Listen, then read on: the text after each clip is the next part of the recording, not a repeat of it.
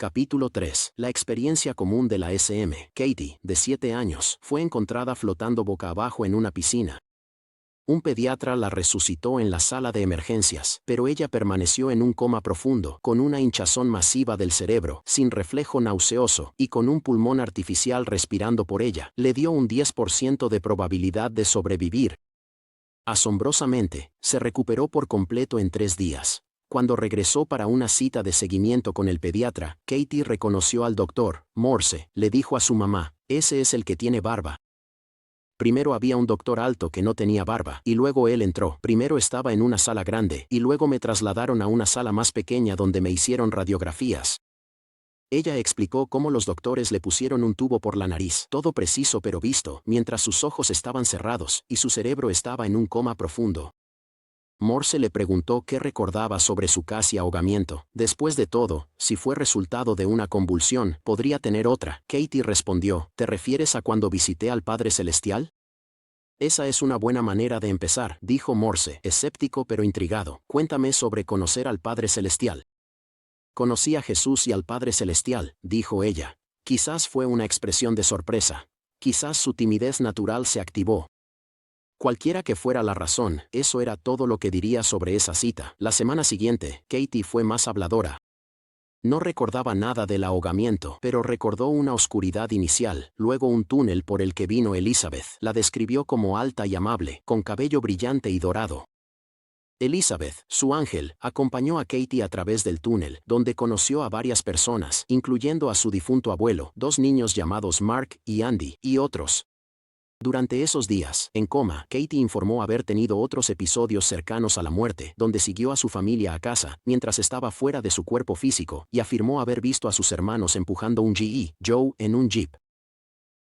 Informó haber visto a su mamá cocinar pollo asado y arroz, incluso sabía qué ropa llevaba cada miembro de la familia esa noche. Sus padres estaban sorprendidos por la precisión detallada. Finalmente, Elizabeth llevó a Katie a conocer al Padre Celestial y a Jesús. El Padre le preguntó si quería ir a casa. Ella quería quedarse. Jesús le preguntó si quería ver a su madre. Ella dijo que sí, y luego se despertó. La historia de Katie abrió los ojos del Dr. Morse. El Dr. Morse realizó el primer estudio sistemático de las experiencias cercanas a la muerte en niños en el Hospital Infantil de Seattle. Entrevistó a 121 niños que habían estado cerca de la muerte y encontró relatos similares al de Katie. También entrevistó a un grupo de control de 37 niños que habían sido tratados con casi todos los tipos de medicamentos que alteran la mente conocidos en farmacología. Descubrió que ninguno de ellos tenía algo que se asemejara a una experiencia cercana a la muerte. Cuando 2 estudios en cientos de niños reportan elementos centrales similares en sus experiencias cercanas a la muerte, reflexiona sobre cómo tantos niños, ajenos a las historias de experiencias cercanas a la muerte, confirman elementos comunes como los adultos. La experiencia central de la experiencia cercana a la muerte. Hay elementos sorprendentemente comunes en la experiencia cercana a la muerte descrita por jóvenes y ancianos, a través de culturas, en diferentes idiomas, aunque detalles deben ser cuestionados. Los investigadores y las personas no están todos de acuerdo en la interpretación de la experiencia. ¿Quién, por ejemplo, es este ser de luz? Pero están de acuerdo en la experiencia central. El Dr. Long informa sobre el porcentaje de cada elemento central, descrito en su estudio de 1300 SM de todo el mundo. 1. Experiencia fuera del cuerpo, separación de la conciencia del cuerpo físico, 75.4%. 2. Sentidos agudizados, 74.4, más consciente y alerta que lo normal. 3. Emociones o sentimientos intensos y generalmente positivos, 76.2%, increíble paz. 4. Pasar a través de un túnel, 33.8%. 5. Encontrar una luz mística o brillante, 64.6. 6. Encontrar otros seres, ya sean seres místicos o familiares o amigos fallecidos, 57.3. 7. Una sensación de alteración del tiempo o el espacio, 60.5%. 8. Revisión de la vida, 22.2%. 9. Encontrar reinos celestiales no terrenales, 52.2%. 10. Encontrar o aprender conocimiento especial, 56%. 11. Encontrar un límite o barrera, 31%.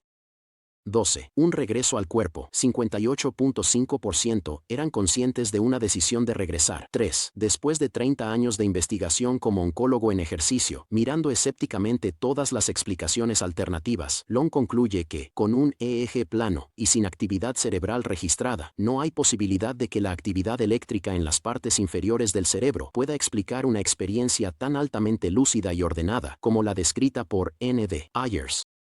La lucidez, junto con el orden predecible de los elementos, establece que las SM no son sueños ni alucinaciones, ni se deben a ninguna otra causa de deterioro en el funcionamiento cerebral. Al principio, era escéptico sobre los adultos que contaban estas historias, especialmente cuando tenían algo que ganar al vender libros. La colección del Dr. Long de más de 3.000 testimonios en su sitio web es importante por dos razones. Primero, ninguno fue pagado, no se beneficiaron al vender un libro, y se tarda cerca de 30 minutos en completar su extenso cuestionario. No hay mucho que ganar personalmente, y en realidad cuesta tiempo. Segundo, los informes provienen de todo el mundo, verificando las similitudes de la experiencia central. Un fenómeno global en Holanda en 1969, el cardiólogo Pim van Lommel reanimó a un paciente cuya respuesta lo sorprendió.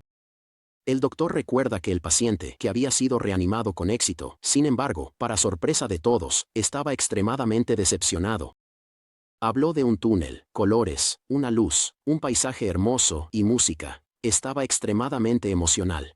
El término experiencia cercana a la muerte, SM, aún no existía, y nunca había oído hablar de personas que recordaran el período de su paro cardíaco. Me enseñaron que hay una explicación reduccionista y materialista para todo, y hasta ese momento siempre había aceptado esto como indiscutiblemente cierto.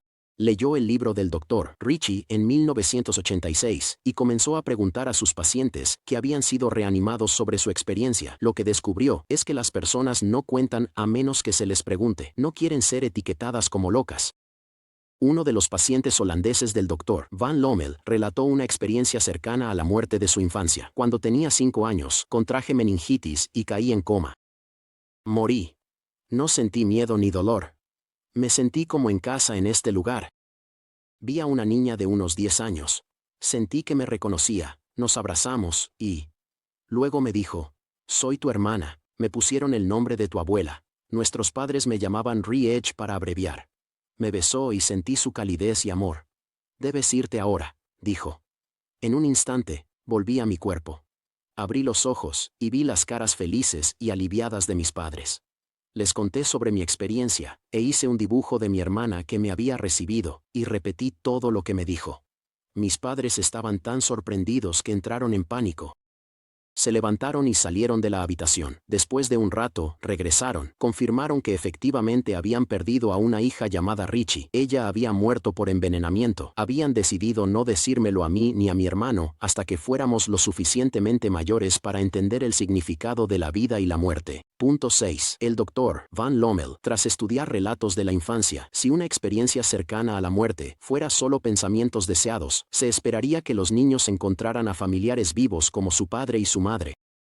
Los niños encuentran mascotas favoritas que han muerto con más frecuencia que los adultos. A una edad muy temprana, los niños rara vez experimentan una revisión de vida, pero estos relatos se reportan a partir de los 6 años. Y finalmente, al igual que los adultos, a los niños les resulta extremadamente difícil hablar sobre su experiencia. 7. No todo es bueno, pero no todas las SM son positivas. Dr. Maurice Rawlings no creía en Dios ni en el más allá cuando tuvo una experiencia angustiante en 1977. Mientras realizaba una prueba de estrés, un hombre de 40 años sufrió un paro cardíaco y cayó muerto. 3 enfermeras entraron y comenzaron la RCP, y el Dr. Rawlings iniciaba un masaje cardíaco externo, pero el corazón no mantenía su latido. El Dr. Rawlings recuerda, tuve que insertar un cable de marcapasos en la vena grande. El paciente comenzó a reaccionar, pero cada vez que intentaba alcanzar instrumentos, o interrumpía de alguna manera la compresión de su pecho, el paciente volvía a perder el conocimiento, dejaba de respirar, y moría una vez más. Cada vez que recuperaba el latido y la respiración, el paciente gritaba, «Estoy en el infierno». Estaba aterrorizado y me suplicó que lo ayudara. Yo estaba muerto de miedo. De hecho, este episodio me asustó literalmente. Después de varias resucitaciones, el hombre suplicó, «No entiendes, estoy en el infierno, cada vez que dejas de hacerlo, vuelvo al infierno, no me dejes volver al infierno». Desestimé su queja, y le dije que mantuviera su infierno para sí mismo hasta que terminara de colocar el marcapasos. Pero el hombre estaba serio, «¿Cómo puedo mantenerme fuera del infierno?» «Reza por mí», suplicó. «Reza por él». ¡Qué descaro! Le dije que era un doctor, no un predicador. «Reza por mí», repitió. Era la solicitud de un hombre moribundo, así que el doctor Rawlings le recordó un poco de la escuela dominical que recordaba. Incluso si él no creía en sí mismo, hizo que el hombre repitiera después de él mientras continuaba trabajando: «Señor Jesús, te pido que me mantengas fuera del infierno. Perdona mis pecados. Te entrego mi vida. Si muero, quiero ir al cielo. Si vivo, estaré en problemas para siempre». La condición del paciente finalmente se estabilizó un par de días después. El doctor Rawlings le pidió a su paciente que explicara lo que vio en el infierno. El paciente no pudo recordar ninguno de los eventos desagradables, solo los agradables. Cuando volvió a tener un paro cardíaco, después de la oración, Rawlings reflexiona: «Aparentemente, las experiencias fueron tan aterradoras que se suprimieron en su subconsciente. Recuerda estar de pie en la parte trasera de la sala y vernos trabajar en su cuerpo, allí en el suelo. También recuerda haber encontrado a su madre fallecida y a su madrastra durante uno de estos episodios de muerte. Esta experiencia fue muy placentera, ocurriendo en un valle estrecho con una vegetación muy exuberante y una brillante iluminación por un enorme rayo de luz. Vio a su madre biológica por primera vez. Ella había muerto a los 21 años cuando él tenía 15 meses. Este evento cambió las creencias del doctor Rawlings, y después de hacer su propia investigación, escribe en Más allá de la puerta de la muerte: «No todas las experiencias de muerte son buenas. Las experiencias desagradables en mi estudio han resultado ser al menos tan frecuentes como las agradables». Exploraremos esto, en Teoría de recuerdos bloqueados de Rawlings más adelante. Al interpretar la experiencia al estudiar escrituras y leer sobre experiencias cercanas a la muerte, estoy convencido de que los elementos centrales informados añaden color al boceto de profetas judíos y Jesús. Muchos cristianos rechazan las experiencias cercanas a la muerte, considerándolas cuentos de la nueva era o engaños satánicos. En parte, creo que esto se debe a que algunos investigadores tempranos, que no habían tenido estas experiencias, sino que simplemente las estudiaron, promovieron prácticas ocultas como contactar a los muertos, o experimentos trascendentales fuera del cuerpo. Pero espero demostrar que estas interpretaciones no se ajustan a la experiencia central reportada tan bien como lo hace una interpretación bíblica, por lo que no deberíamos descartar un posible regalo de Dios, debido a malas interpretaciones de los datos. Como dice el teólogo R. C. Sproul, no debería sorprender al cristiano que las personas que experimentan la muerte clínica y son reanimadas regresen con ciertos recuerdos. He tratado de mantener una mente abierta y espero que este interesante fenómeno reciba el beneficio de más investigación, análisis y evaluación. Demasiadas de estas experiencias han sido reportadas para que simplemente las desestimemos como imaginarias o engaños. 10. Exploraremos lo que significan estas experiencias, descubriremos cómo se alinean con la Biblia, y veremos qué futuro asombroso quiere Dios para todas las personas que creó. Pero se necesita una advertencia. Estas historias son interpretaciones de una experiencia. Los elementos centrales se mantienen fieles a las Escrituras, pero debemos permanecer escépticos ante los detalles atípicos. Después de leer cerca de 1000 experiencias cercanas a la muerte, lo más común que he escuchado es lo imposible que es ponerlo en palabras.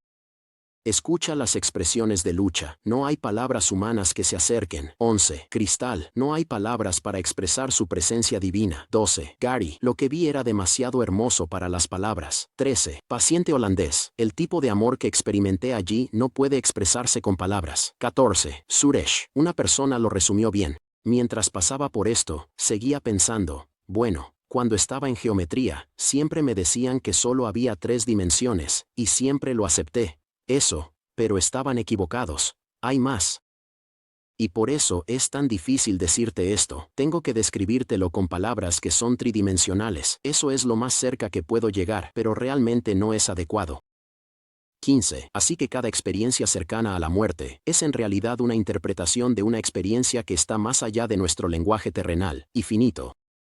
Eso no significa que sea completamente ajeno. De hecho, te sorprenderá gratamente descubrir que el cielo es mucho más terrenal, físico y parecido a la vida real de lo imaginaste, pero también está más allá de la tierra. Pero debemos tener cuidado al construir una teología sobre historias individuales o detalles fuera del marco de las escrituras o los elementos centrales que se encuentran en la mayoría de las experiencias cercanas a la muerte. Entonces, ¿cómo es el cielo? Como dijo Katie cuando su pediatra le seguía dando una mirada escéptica, no te preocupes, doctor Morse, el cielo es divertido. 16. Eso es lo que vas a descubrir a medida que dirigimos nuestra atención a imaginar el cielo. Estoy convencido de que Dios ha preparado un futuro para ti, lleno de más emoción y entusiasmo, más belleza impresionante, más amor y profundidad relacional con amigos y familiares, de lo que jamás has experimentado en esta gran roca. El denominador común de aquellos que han tenido un vistazo es que no quieren regresar. Así que comencemos nuestro viaje imaginativo, tal vez dentro de 50 años, tal vez mañana, cuando dejes este cuerpo terrenal atrás, obtendrás un mejor cuerpo. No más complejos de imagen corporal, ni dolencias dolorosas. Los sordos finalmente oirán, los ciegos finalmente verán. Imagina cómo será ese cuerpo.